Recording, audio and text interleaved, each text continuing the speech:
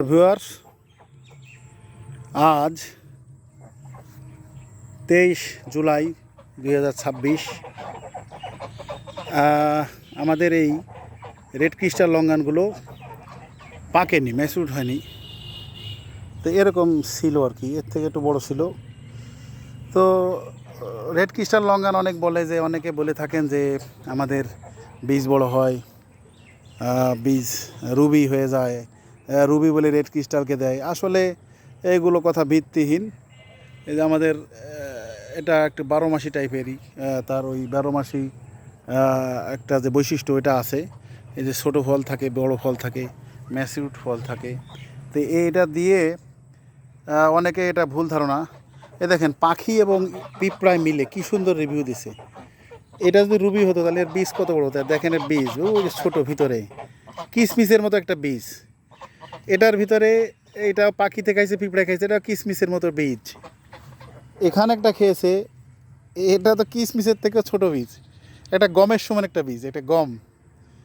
হ্যাঁ, তো বা একটা সুলা বা একটা গমের মতো ছোটো যে সুলাগুলো থাকে ওরকম একটা বীজ।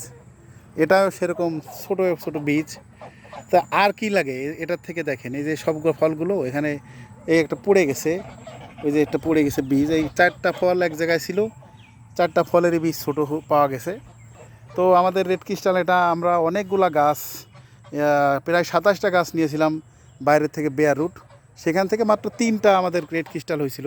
যার কারণে আমরা অ্যাভেলেবেল রেড ক্রিস্টালের চারা দিতে পারি না। যতটুকু পারি আমরা একটু প্রাইসটা বেশি রাখি, কারণ আমাদের অরিজিনাল রেড ক্রিস্টাল, এখানে রুবির কোনো বালাই নেই। তো সেজন্য আমরা একটু প্রাইসটা বেশি রাখি। এটা স্বাভাবিক যে জিনিস যেটা ভালো, দাম একটু বেশি হবে।